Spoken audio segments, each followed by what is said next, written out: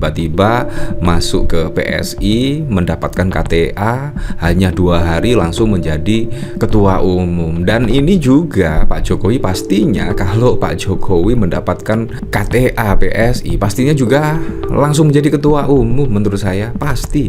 Ini bahkan dari bocoran Dian Sandi Utama. Doakan saja beliau tetap sehat, sudah banyak yang WA atau DM saya kalau beliau ketum hari itu juga login ke PSI.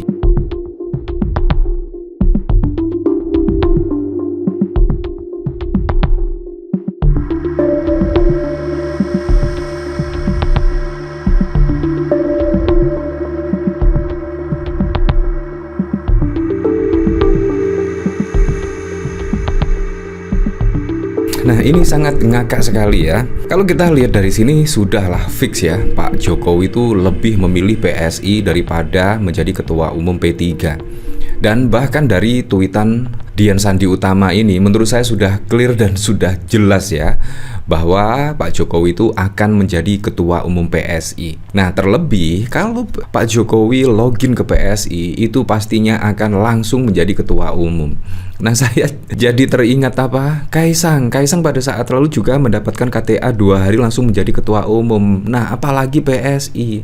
Nah, menurut saya PSI ini partai yang tidak konsisten, karena pada saat lalu itu menolak politik dinasti. Politik dinasti itu bahkan ya menyindir PDIP lah, menyindir Demokrat lah dan lain sebagainya. Tapi kenyataannya malah pujaan dari kader-kader PSI yaitu Pak Jokowi malah dibukakan pintu selebar-lebarnya lah untuk membuka politik dinasti. Ya, bayangkan kalau tidak politik dinasti seperti apa coba? Baru dipimpin atau diketuai oleh Kaisang dan besoknya dipimpin oleh Pak Jokowi. Menurut saya ya dinasti seperti ini karena tidak melalui meritokrasi yang ada. Menurut saya ya seperti ini. Seharusnya beda sekali dengan partai-partai yang lainnya. Misalkan dari Demokrat. Memang Demokrat itu menyiapkan AHY sebagai ketua umum. Sudah disiapkan jauh-jauh hari. Dan akhirnya menjadi ketua umum. Itu dipersiapkan betul. Tapi kalau kita lihat Kaisang pada saat lalu, menurut saya juga sangat tiba-tiba. Padahal Kaisang juga tidak ingin masuk ke dunia politik. Tetapi tiba-tiba manuver yang terjadi sangat mengejutkan sekali. Tiba-tiba masuk ke PSI, mendapatkan KTA, hanya 2 hari langsung menjadi ketua umum. Dan ini juga Pak Jokowi pastinya kalau Pak Jokowi mendapatkan KTA PSI, pastinya juga langsung menjadi ketua umum menurut saya, pasti. Ini bahkan dari bocoran Dian Sandi Utama. Doakan saja beliau tetap sehat, sudah banyak yang WA atau DM saya kalau beliau ketum hari itu juga login ke PSI. Nah, bagaimana menurut Anda ya? Menurut saya itu hanya drama-drama saja lah. Seperti halnya pendaftaran ketua umum, terus one man one vote. Menurut saya itu hanya gimmick-gimmick drama-drama dan akhirnya yang dipilih juga tetap Pak Jokowi kalau menurut saya. Ya, partai Super TBK, apa hanya partai Super TBK? Menurut saya tidak lah. Walaupun bagaimanapun Pak Jokowi kalau masuk ke PSI langsung menjadi ketua umum. Gibran akan nyapres 2029, Prabowo akan keok lawan Gibran. Wow. Jokowi ketua umum, suara PSI naik 25%, Gibran presiden 2029.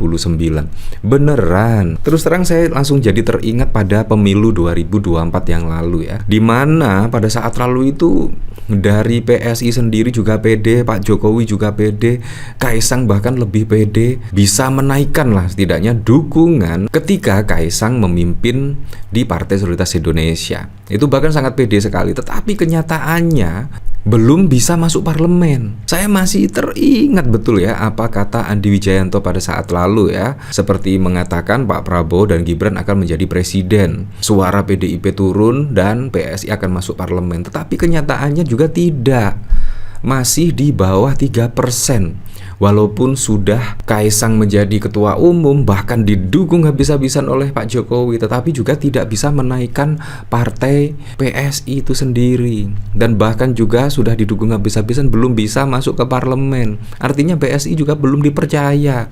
Karena apalagi saat ini juga PSI itu tidak konsisten sama sekali. Dulu menolak politik dinasti, tetapi sekarang mendukung penuh, membuka pintu selebar-lebarnya untuk untuk politik dinasti. Bayangkan dari anak ke bapak, biasanya kan dari bapak ke anak, sekarang dari anak ke bapak. Ini kan juga sangat wow sekali.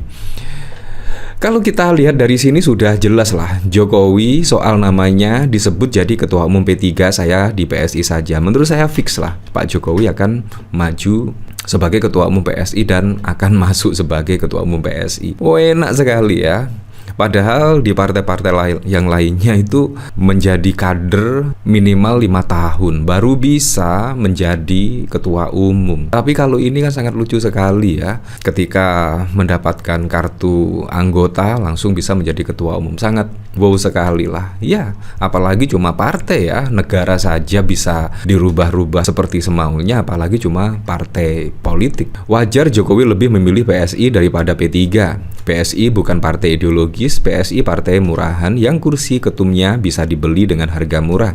Sedangkan partai P3 jelas sudah memiliki ideologi Pancasila yang disesuaikan dengan Islamisme dan Islam tradisionalis. Jokowi sekeluarga bisa berakrobat politik di PSI tanpa ada hambatan sama sekali. Kaisang yang bukan kader PSI tiba-tiba dalam 2 hari bisa menjadi ketua umum, apalagi sekelas Jokowi. Bahkan belum dilantik, SK bisa diduga sudah disediakan jauh-jauh hari. Kemarin Kaisang, hari ini Jokowi. Besok Gibran, lusa Jan Etes. Tidak jadi soal bagi PSI buat keluarga Jokowi. Semua terima beres. Mustahil hal-hal begitu dilakukan di P3. ADART partai PSI bukan ADART partai politik pada umumnya.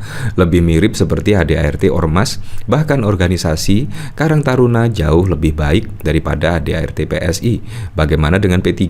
Partai legend, masa ditanyakan lagi ADART-nya, rekam, jejaknya jelas, kompetensinya lebih diutamakan. Jokowi butuh wadah untuk menetaskan telur-telur perusak konstitusi dalam konteks Jokowisme. Kalau Jokowi melarang, maka hukumnya lah yang harus dirubah, bukan kebijakannya.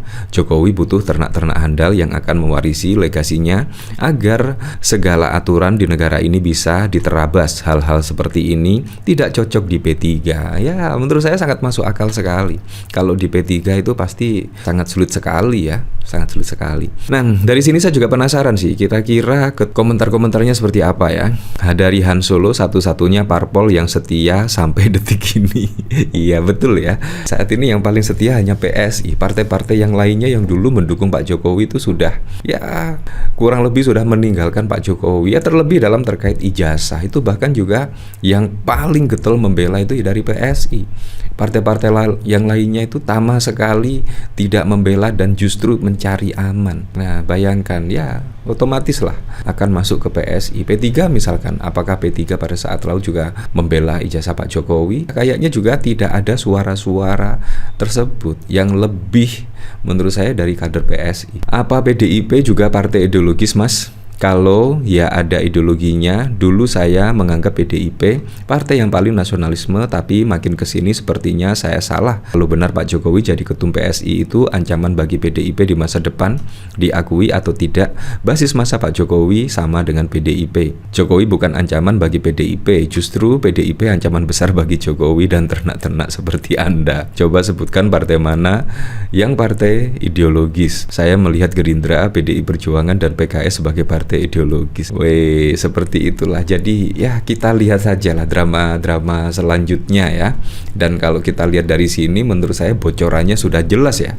Pak Jokowi yang akan menjadi ketua umum PSI. Kalau hari ini login ke PSI, apalagi ditambah dengan pemberitaan di sini Jokowi soal namanya disebut jadi ketua umum P3, saya di PSI aja. Artinya sudah fix lah Pak Jokowi ini akan menjadi ketua umum PSI. Ya kemungkinan itu sudah di skenario lama sekali menurut saya ya. Setelah Kaisang pasti akan ada nama Pak Jokowi setelah purna tugas dari jabatan presiden. Jadi kalau Pak Jokowi pada saat lalu menyebut akan pensiun, berarti itu hanya omon-omon doang ya. Ya,